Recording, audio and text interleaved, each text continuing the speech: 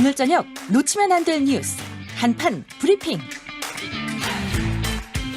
네, 한판 브리핑 민동기 평론가 나오셨는데요. 안녕하세요. 안녕하십니까. 네, 우리가 앞서 논평에서도 얘기를 했는데 인터넷 언론 매체 뉴스버스에서 지금 나온 보도가 상당히 파장이 크죠? 네, 지난해 4.15 총선을 앞둔 4월 3일 손준성 당시 대검 수사정보정책관이 당시 미래통합당 송파갑 국회의원 후보이던 김웅 의원에게 여권 정치인들과 언론인 등을 대상으로 고발장을 전달했고요. 이 김 의원이 이걸 다시 당에 전달했다는 그런 내용입니다. 네. 그러니까 현직 검사가 고발을 사주했다는 그런 의혹인데요. 그렇죠. 대상은 유시민 노무현 재단 이사장, 최광욱, 황희석 당시 열린민주당 비례대표 국회의원 후보 등 정치인 3명하고요. 네. 언론사 관계자 7명, 성명불상자 등 모두 11명이었습니다. 이 고발을 사주하면서 적시한 혐의가 공직선거법 위반과 정보통신망법 위반 혐의 등인데 네. 이 고발장의 명예훼손 피해자는요. 윤석열 전 검찰총장과 부인인 김건희 씨 그리고 한동훈 검사장 3명입니다. 뉴스타파가 지난해 2월 보도한 이른바 김건희 도이치모터스 주가 조작 연루 의혹 보도하고요. MBC의 이른바 검언유착 의혹 보도가 이들의 명예를 훼손했다 이런 내용인데 네. 이게 이제 4월 3일 상황이고요. 5일 뒤인 4월 8일에 이 손준성 검사가 또 한 번 김웅 의원을 통해서 다른 고발장을 미래통합당 측에 전달을 했다. 뉴스버스가 네. 이런 내용을 보도하고 있는데요. 앞서 피고발인에 포함이 됐던 최광욱 당시 후보의 공직선거법 위반 혐의에 공직선거법상 허위사실 공표 혐의를 추가로 고발하는 그런 내용입니다. 뉴스버스는 해당 고발장이 미래통합당 측에 전달된 이후에 법률지원단으로 넘어간 것으로 알려졌지만 실제 고발은 이루어지지 않았다 이렇게 보도를 했고요. 이후 미래통합당에서 구체적 처리 과정은 확인되지 않았다 이렇게 보도를 했습니다. 네. 이 보도 이후에 김웅 의원이 해명을 했는데요. 당시 수많은 제보가 있었고 제보받은 자료는 당연히 당 법률지원단에 전달을 했다. 당시 정보 제공자의 신원을 보호하기 위해 전달받은 대화창은 모두 지웠기 때문에 현재 문제되고 있는 문건은 자신이 받았는지 누구로부터 받았는지 확인되지 않는다 이렇게 해명을 했고요. 네. 제보받은 자료라면 이걸 당에 전달하는 것은 전혀 문제될 수 없다 이렇게 밝혔습니다. 윤석열 전 총장 측도 해명을 했는데 직접 해명한 건 아닙니다. 네. 전혀 모르는 사실이지만 사실이 아닌 것으로 안다라고 입장을 밝혔고요. 그리고 당사자로 지목된 손준성 검사는 황당한 얘기다. 그런 사실이 전혀 없어 해명할 것이 없다. 이런 입장을 밝혔는데 김호수 검찰총장은 대검 감찰부에 진상조사를 지시한 그런 상황입니다. 그리고 지금 더불어민주당을 비롯해서 여권 대선 주자들은 일제히 법무부와 대검찰청 감찰부에 합동 감찰을 요구를 했고요. 열린민주당 같은 경우에는 국회 법사위 소집과 국정조사를 요구를 하고 있습니다. 네. 근데 사실 내용이 상당히 충격적이기도 하고 또 좀 구체적이기도 해서 그렇죠. 예, 이 부분에 대해서 정말 제대로 된 해명이나 제대로 된 수사가 좀 필요해 보이기도 합니다. 일단 기본적으로는.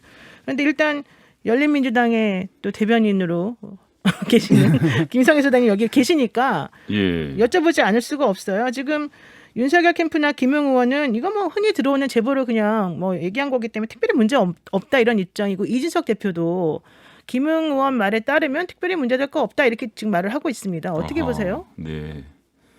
네, 그게 끝이에요? 예. 아니 어지러워서요.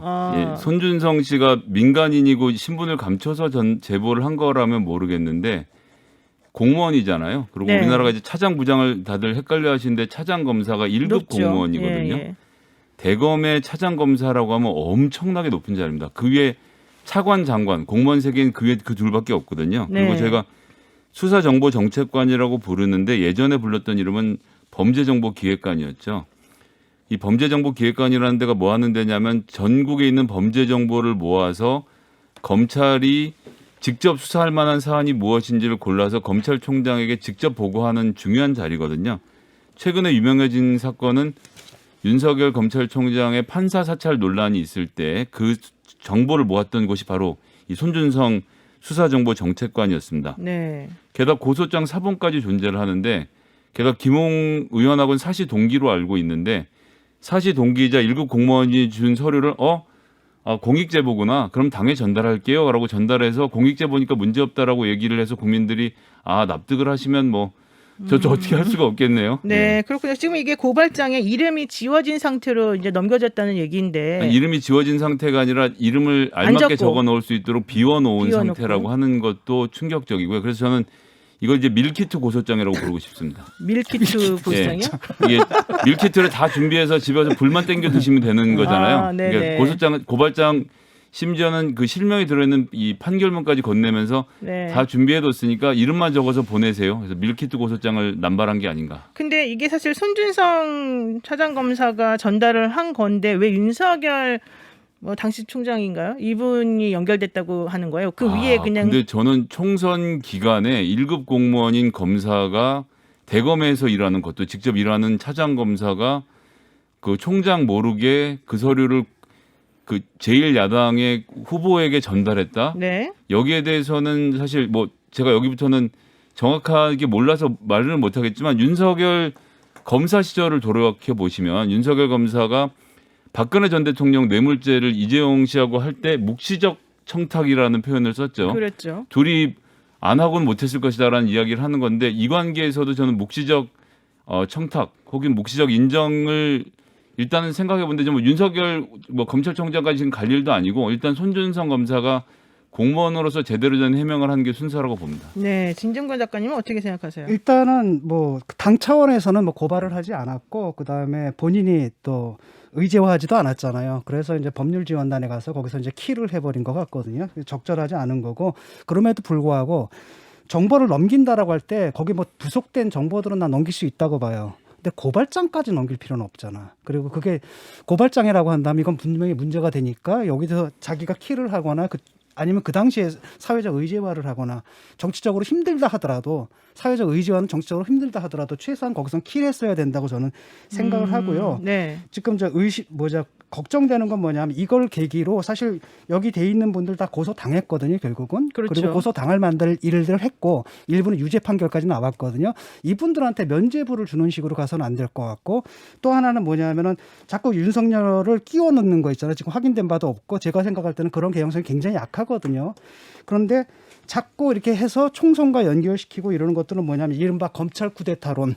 으로 가는 이제 음모론으로 이렇게 가는 그런 분위기가 있는데 그거는 나는 적절하지 않다라고 봅니다. 일단은 진상 규명부터 해야 되고 제가 볼 때는 이 보도는 상당히 진실한 것 같아요. 진실한 것 같이 보이세요? 네, 왜냐하면 손준성 씨가 해명을 제대로 못 하잖아요. 그렇죠? 그냥 네. 뭐라고 얘기를 하냐면 사실이 아니다라고 하고 김웅 씨의 해명도 그런 거 받은 적이 없다라고 얘기 못 하잖아요. 모른다. 그다음에 누군지도 모른다. 이렇게 했다는 걸 봐가지고는 보도 내용이 사실인 것 같아요. 근데 다만 여기서 이걸 윤석열이 사주하고 총선에 개입하기 위해서 이렇게까지 가는 건 내가 볼 때는 9회 말 일루에 보내놓고 병살타 치는 거라고 생각을 해요. 병살타 치는 거다. 네, 저는 공익제보라는 것은 어떤 사람이 조직 내부에 있는 문제를 들고 나와서 하는 행위 이렇게 이해를 하고 있었는데 대검에서 범죄 정보를 다 수집하는 범죄정보정책관이 자기가 수집한 정보를 윤석열 총장에게 보고하지 않고 그 정보 내용을 바탕으로 해서 고발장을 작성해서 국민의힘에 전달했다라고 제가 지금 봐야 되는 거 아닙니까? 네네. 이게 여기서 어디에 공익이 등장을 하는지 오히려 직무유기다. 윤석열 총장에게 보고해야 될 내용을 국민의힘에 보고한 이 사실을 밝혀야 되고 여기서 중요한 것은 아까 전에 언론인 7명이라고 하셨는데 MBC 기자 5명 제가 눈여겨보는 건 뉴스타파의 신모 기자님하고 다른 PD 한 명을 시민보 기자 말씀드려도 되겠죠. 시민보 기자를 고발하라고 했는데 이분이 보도했던 것은 김건희 그러니까 즉 윤석열 총장의 부인의 도이치 모터스 관련된 의혹을 보도했다는 이유로 고발을 하라고 한 것은 야 이거 뭐 지금 언론중재법 나와서 국민의힘이 취하고 있는 스탠스하고 너무 정반대로 가는 거라서 예 어지럽습니다. 거꾸로 얘기를 하면 이제 앞으로는 언론중재법이 통과되면 이런 보도를 못 하게 되는 거예요. 네. 이게 이제 문제인 것 같고 또 하나는 뭐냐면 이런 거거든요. 근거 있으면 다 보도할 수 있다니까요. 왜 보도를 못 한다고 자꾸 이렇게 아니 예를 들어가지고 주눅을 즐겨 하세요. 이런 상황 언론인들을. 속에서 네. 가가지고 이 사람들한테 뭐라고 하면 당신이 줬습니까? 안 줬다 그러죠. 김웅 씨 당신 알고 받았어요? 모르고 받았다 그러죠. 네. 그러면 사실 이게 가짜 뉴스가 되는 거거든요. 그리고 지금 뭐냐면 자꾸 그렇게 얘기를 하는데 그런 방식이라면은 월성 원전 있잖아요. 그건 대통령의 언급도 있거든요.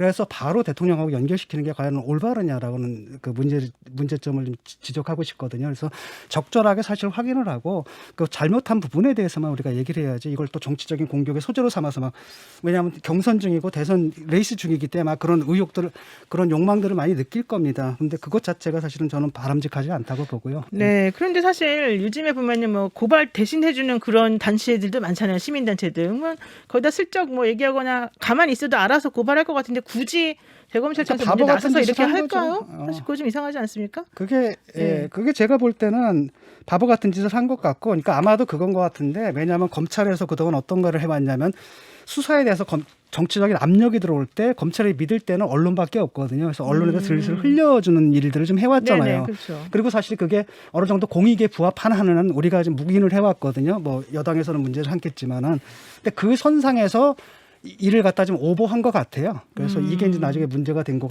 저는 그렇게 판단합니다. 근데 이게 무슨 예를 들어서 여당의 주요 대선 후보를 공격하는 거면 지금 하신 말씀 이해를 하겠지만 군소 야당의 3명밖에 없는 군소야당이. 예, 군소 야당의 그 후보들을 고발장을 작성하는 일 무슨 대단한 공익이라고 이런 일들을 현직 1급 검사가 직접 작성을 아니, 해서 전달했다는 것 자체가 이 사안이 제가 공익이라고 얘기를 하는 건 아니고요. 어차피 이 사안은 고발됩니다.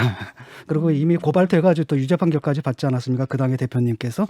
근데 그런 얘기를 하는 게 아니라 이런 관행이 있었기 때문에 그 연장에서 자기는 그런 일을 한다. 그러면서 좀 더 오버를 한 한 사건이다. 저는 그렇게 본다는 거죠. 아직까지는. 민동희 기자님 어떻게 보세요? 그러니까 이 보도가 뉴스버스라는 인터넷 매체에서 나왔잖아요. 네. 근데 대표가 이진동 기자입니다. 전 네. 조선일보 기자 출신이고요. 그리고 최순실 국정농단의 그 단초를? 출발이 됐던 예. 보도를 가장 먼저 했던 그런 기자였고 안기부 엑스파일 이런 보도도 그러니까 특정 기자예요. 그러니까 상당히 이쪽 흔히 말하는 보수 진영이라든가 뭐 안기부라든가 검찰이라든가 정치권의 네트워크가 굉장히 강한 분으로 알고 있기 때문에 아마 지금 당사자들이 강하게 이건 뭐 사실과 다르다 이렇게 반박을 못하는 것도 굉장히 이 사실관계에 있어서는 어느 정도 충분히 확인됐다고 저는 생각을 하거든요. 네. 그래서 아마 지금 이렇게 당사자들이 조금 더 추가적으로 구체적으로 해명을 해야 될 필요가 있는 것 같고요. 거기에 따라서 아마 좀 이후 과정을 좀 지켜봐야 될 것 같습니다. 네, 지금 9236님께서 질문하신 게 있습니다. 이번 사안의 심각성을 고려할 때 그리고 사실이라고 밝혀진다면 이제 전제가 있습니다. 어쨌든 그렇다면 윤석열 후보자가 사퇴해야 된다고 생각하십니까? 이런 질문이 들어왔어요. 이거 어떤 분이 대답해 주실까요? 연루가 돼 있는 게 확인된다면 당연히 사퇴를 해야죠. 이건 굉장히 큰 사안입니다. 근데 문제는 뭐냐면 아직까지 그 연루된 정황 같은 건 나오지 않고 있고 또 하나는 뭐냐면 개연성이 좀 떨어지잖아요. 개연성이 떨어졌죠. 검찰이 아까 사실일 거라고 하셨잖아. 그러니까 이 상황 자체가. 아니, 그러니까 이 사람이 누굽니까? 이 누구요? 아, 손준성 윤석열 씨가 그걸 준 후보자고요, 것은 사실로 네. 보이는데 네. 그걸 갖다 야 이리 와봐. 네가 좀 해가지고 쟤네들한테 고소해달라. 이거는 좀 내가 볼 땐 좀 개연성이 많이 그럼 떨어지는 것 같아요. 손준성 차장검사가 혼자 그냥 알아서 이걸 만들어서 했다고 오버했다라는 보시는 거예요? 거죠. 예.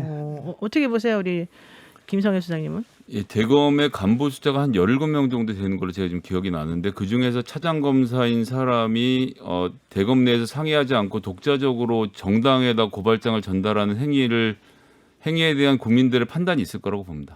그렇군요. 예, 그러니까 일단은 사실, 예. 진실을 손 검사께서 말씀하시는 게 순서겠죠. 네, 좋습니다. 자, 또 뉴스버스나 뭐 후속 그런 또 기자들의 후속 보도가 좀 이어지기를 바라고요.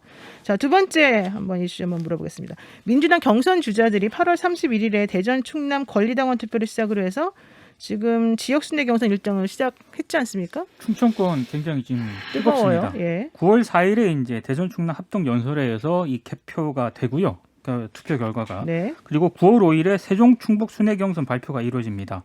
그러니까 이 첫 발표가 굉장히 중요한 게 네. 첫 개표가 어떤 결과가 나오느냐에 따라서 향후 이제 9월 11일에 대구 경북 그리고 9월 12일에 강원 지역 이제 경선이 진행이 되는데 여기에 영향을 굉장히 많이 미치거든요. 네. 이런 일정을 감안할 때 아마 9월 4일과 5일에 발표되는 이 개표 결과가 이후 경선 흐름을 좌우할 것으로 예상이 되고 있는데 핵심 포인트는 이재명 경기도지사가 대서론을 입증을 할 것이냐 아니면 이낙연 전 대표가 역전의 발판을 마련할 것인가 여기 이제 이게 핵심 포인트인 것 같은데요. 네. 50%를 만약에 이재명 지사가 넘게 받으면은 대세론을 좀 확산시키는 계기가 될 수 있을 것 같고, 이낙연 전 대표가 이재명 지사와의 이 격차를 한 자릿수로 줄이게 된다면은 이거는 조금 추격의 발판을 마련한 것이지 않나, 뭐 이런 포인트가 나오고 있는데, 현재까지는 1강 1중 구도가 형성이 되고 있다, 이런 평가가 많습니다. 네. 그런데 이 상황에서 또 명락대전이 지금 재차 점화되고 확산되고 있는 상황 아닙니까? 이거 진행 상황을 간단하게 정리하면요.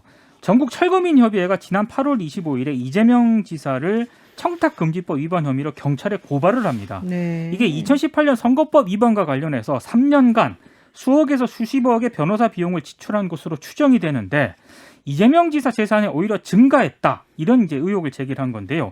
이 의혹을 이낙연 전 대표가 8월 27일 TV 토론에서 언급을 하고요.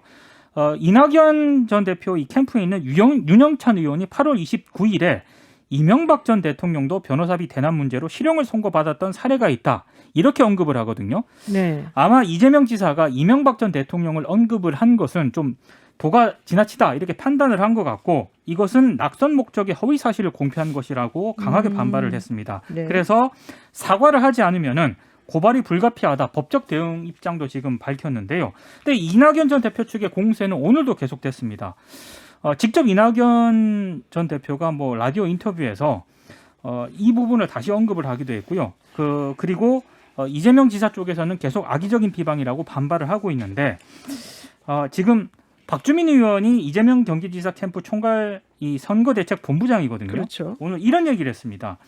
명락대전이 장기화하고 있는데, 이거는 여론조사를 계속 돌려보니까 네거티브 공방이 어느 누구에게도 이롭지 않다, 네거티브 공방은 자제돼야 하고 많은 분이 그렇게 주문한다, 이렇게 강조를 했는데, 제가 봤을 때 한동안 계속 될 것 같습니다. 그렇군요.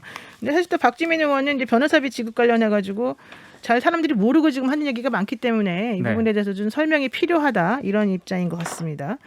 자, 오늘 지금 그래서 저희가요, 이재명 후보에게 강한 공세를 펼치고 있는 이낙연 캠프의 김광진 대변인을 한번 전화로 연결해서 이야기 나눠보려고 합니다. 자, 한번 들어보겠습니다. 자, 안녕하세요. 예, 안녕하세요. 김광진입니다. 네, 지금 이재명 지사를 향한 무료 변론하고 수임료 대납 공방이 계속되고 있습니다. 이 지사 측에서는 근거가 없는 공세다, 이건 일단 검증이 아닌 저희는 네거티브다, 뭐 이런 입장인 걸로 알고 있는데요. 자, 어떤 말씀을 주실 수 있을까요? 무료 변론이나 대납이라고 하는 것으로 공세를 한 것이 아니고요. 수임료라고 하는 것이 얼마인지를 밝혀달라라고 하는 질문을 드리고 있는 겁니다. 네네. 근데 그 질문에 답을 하시지 않기 때문에 계속 다른 얘기들이 네. 확산돼 가고 있는 것이죠. 그렇군요. 근데 이제 무료 변론 의혹의 전제를 보면 이 지사의 재산이 증가했다라고 하는데, 이 지사 쪽에서는 어쨌든 뭐 이 부동산 등의 재산이 오른 건 사실이지만 현금 재산 줄었다는 점 등을 지적을 하면서 이게 큰 문제가 없다라는 이야기를 하고, 그리고 이제 뭐 정확히 밝히진 않지만 사실은 변호사 수임료까지 공개하는 것이 과연 이 대권 도전하는 데 필요한 일인가, 이런 지적도 좀 있거든요.